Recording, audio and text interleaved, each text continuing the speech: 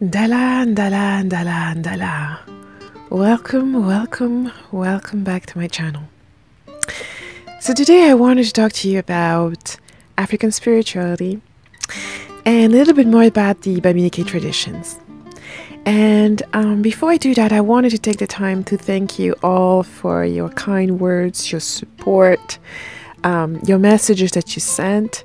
It's very delightful to receive communications from all over the world of people who are, some of you are part of my own tradition. You guys are Bamileke or Cameroonian.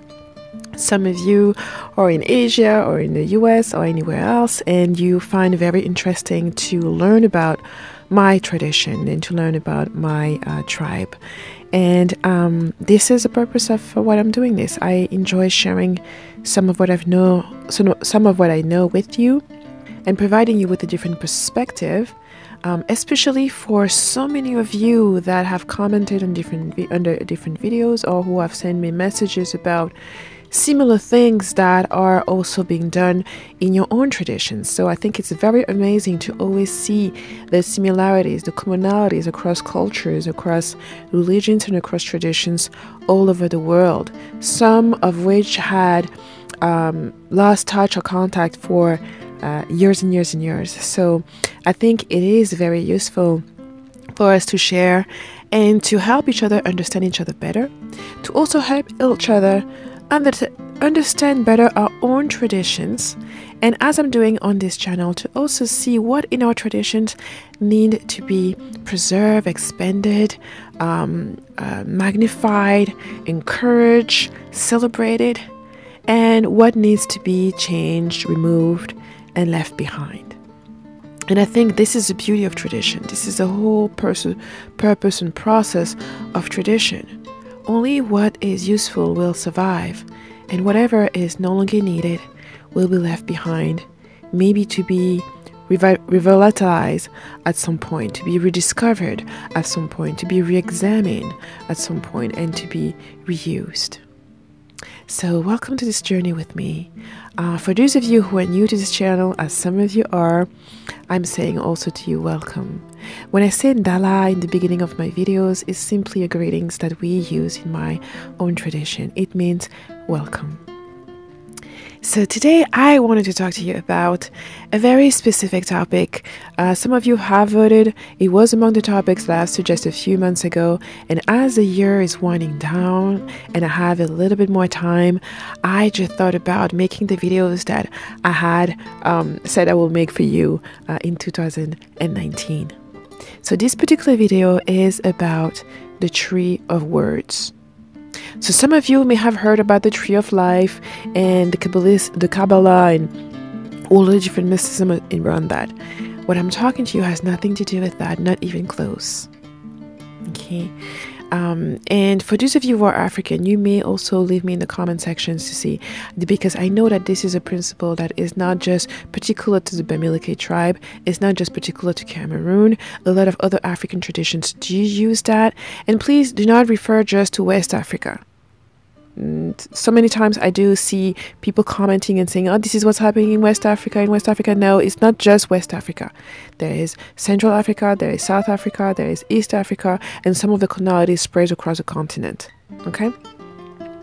All right, so the tree of words.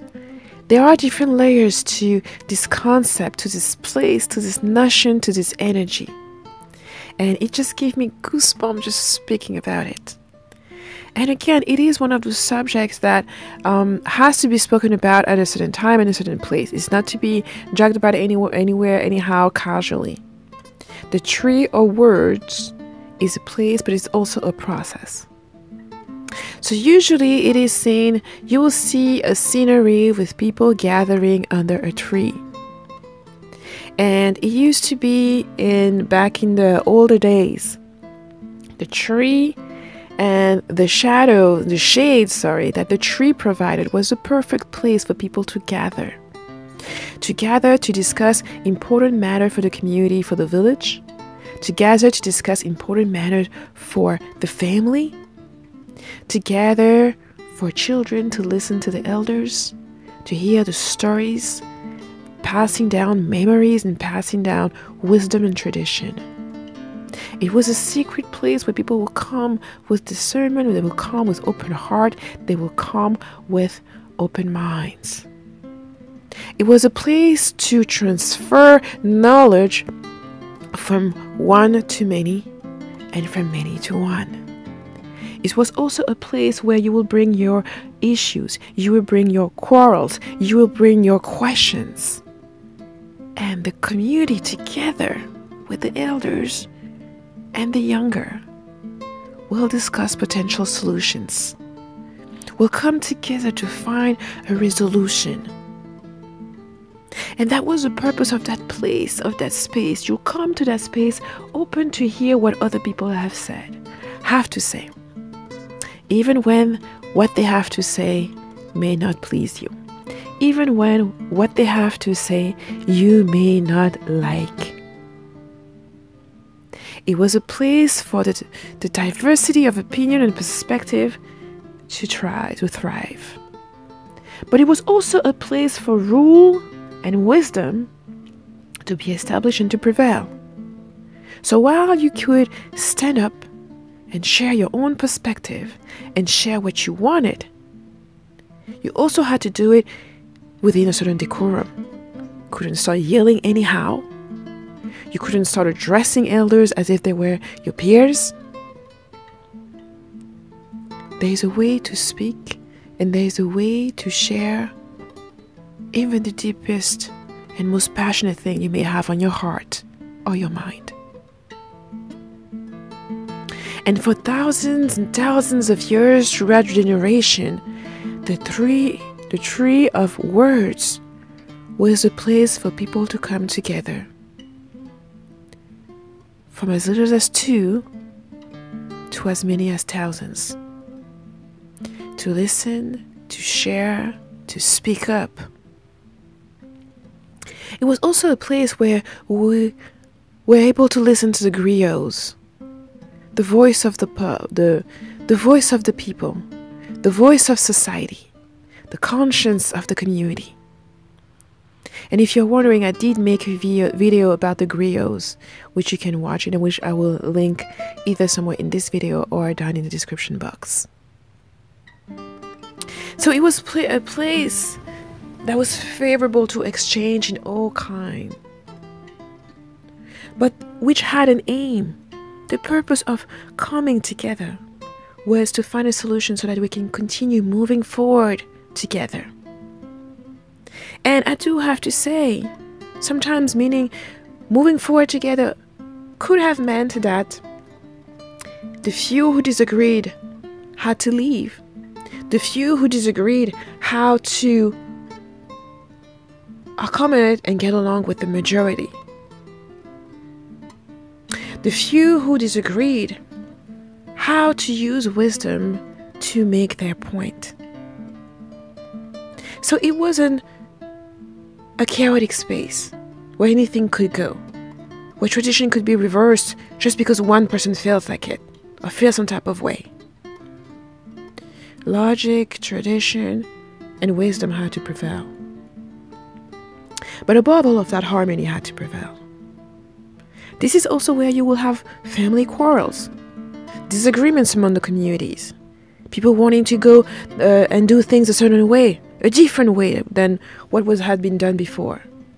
And sometimes when the majority or the elders found that the justification to do something different was not good enough, was not wise enough, that this approach had to be thrown away, or that this approach had to be separate from the village and the actual tradition. In which case, those who did not want to submit tradition and follow tradition, and who could not justify a departure from tradition, were invited to leave. Were invited to leave the community and leave the village, move along to the outer spaces and establish themselves somewhere else, where they could actually do things the way they wanted to do it. And in the earlier days of settlements throughout Africa, this was no issue. There were plenty of land for everyone. And so Some people left and went and created a different tribe and applied different rules. But a lot of them maintained some of the basic and communal traditions. One of them being the tree of words. The other aspect of that is that on a different time, in a different place, in a different plane, trees used to communicate with us. They used to share with us. And while it is not the subject of this particular video, it is an underlying concept that comes into play to say that this particular phrase of talking about the tree of words is one that does not come just from something that sounds good, that sounds right, but it also comes from something that was raised from experience, that actually took place. From putting your hand on the trunk of a tree and feeling the rhythm, feeling the noise, hearing the noises across the leaves and listening, not with your ears, not with your eyes, but with your heart.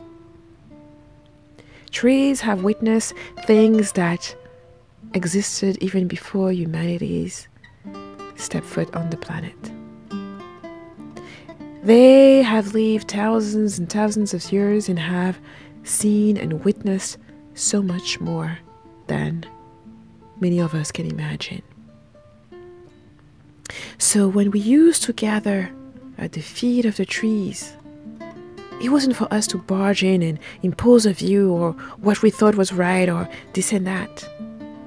But it was simply to come with open hearts and listen. Listen to the wind. Listen to the wisdom carried in the vibration of the trees. Being in the presence of the trees and feeling already the relief of all of your negativity, of all of your burden, all of your worries being taken by your elders, the trees. And so the space around the trees was a sacred one. It was a space where you will come looking for wisdom, looking for guidance. And as it was integrated in the Bamileke tradition, it was used in that same manner. The tree of word was a place that you come to seeking for guidance and seeking for wisdom. You had an issue, you called upon the community, you called upon the elders. Everyone gathered under the tree. You exposed your issue, your problem without being scared of being shamed, without being scared of being laughed at or being yelled at. The whole purpose of the gathering was that so you can lay your heart, explain your pain, your burden, your question, your interrogation, so that you may receive guidance on how to face whatever you're going through, on how to overcome whatever you're going to, and hear the wisdom of those who have already walked your path, who have already been where you are now. It was also a space where you can have diverse ideas about how to approach a problem from elders, people who have wealth of experience. Another layer to the tree of words is that more than being a physical place, it is also a mental space. It is also a spiritual condition.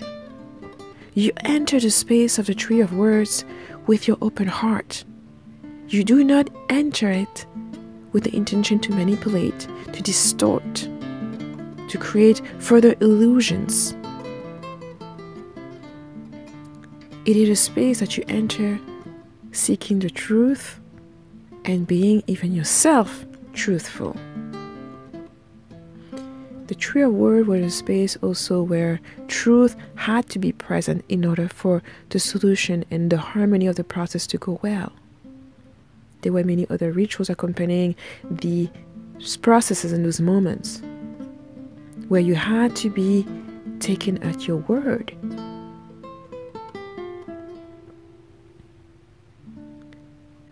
And so the tree of words, even though it may have and has had for a long time a major material characteristic to it, where people sought the space under the tree to be able to convene, to be able to communicate and express and exchange, they also realize that it goes well beyond even the spheres or the space next to a tree.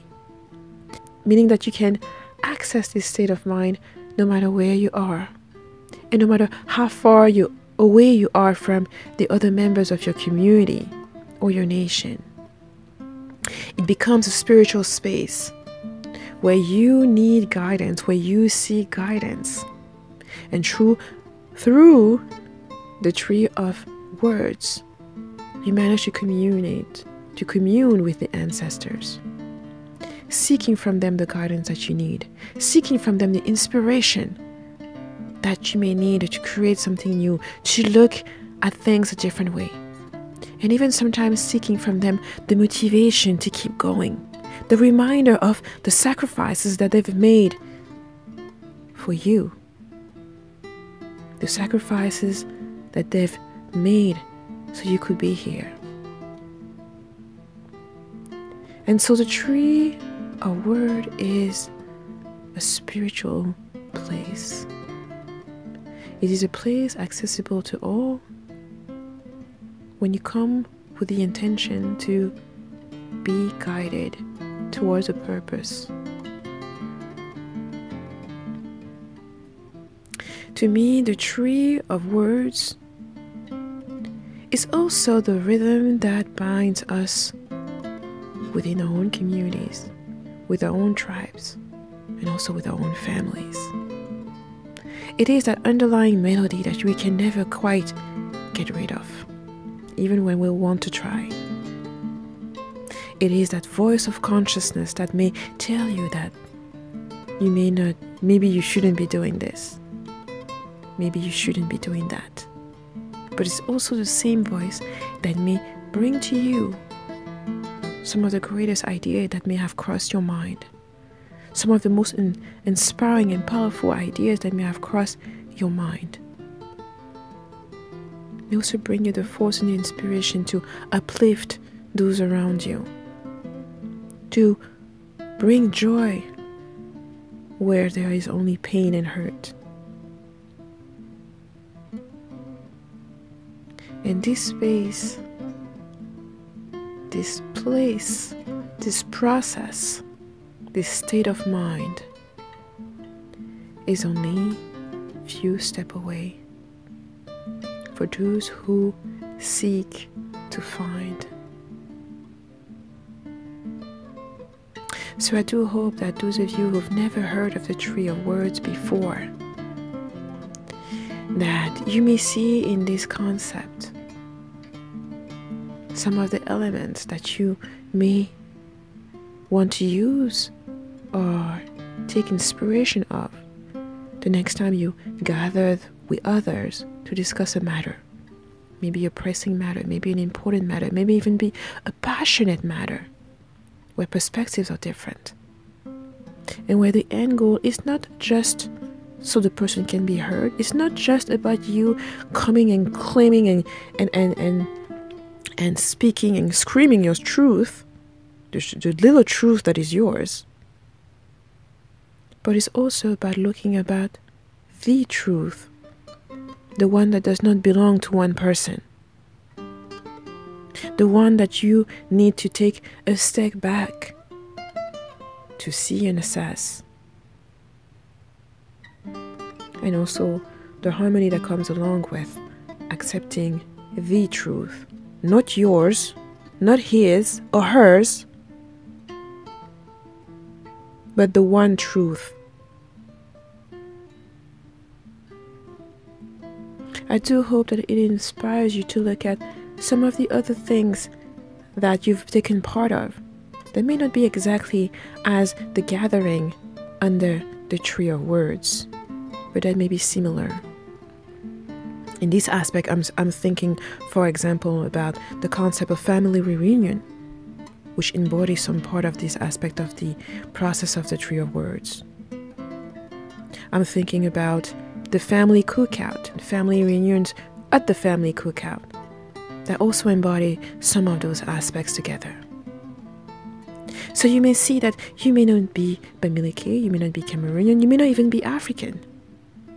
However, in your own particular tradition, there may be something similar. And I do hope that you do share things within your own tradition that are similar to the tree of words, so that we can all learn and share together. I hope this video was useful. I hope that the little bit I've been introducing you to the Bamileke tradition has been also useful and very informative. And of course, if you do have other questions, please leave them in the comments below. And if you're new, please do subscribe and hit the notification bell so you are notified every time I post a video. And of course, I thank you for your continued support, your willingness to learn, and the open heart and love you've been sending me, which I feel every day. Thank you, and I see you in the next video.